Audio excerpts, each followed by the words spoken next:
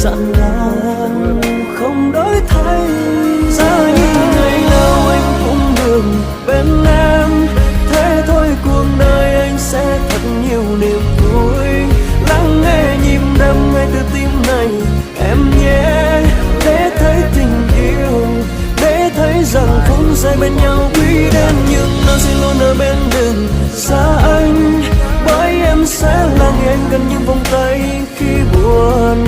Tháng năm còn dài và đời sẽ không như mơ. Hãy bước cùng anh, giữ lấy từng chút yêu thương và ta luôn có nhau. Đôi khi anh chưa dành nhiều quan tâm đến em, chỉ là vì anh mang bao nỗi lo cho cuộc sống khi đã lớn khôn em yêu mà. Nhưng anh tin ta sinh ra là để cho nhau, này người ơi yêu em mãi mãi. Giá như ngày nào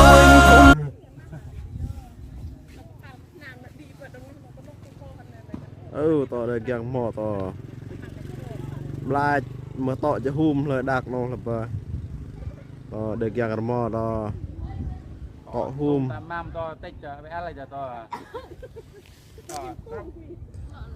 giờ mắm mà tập bắn đi bờ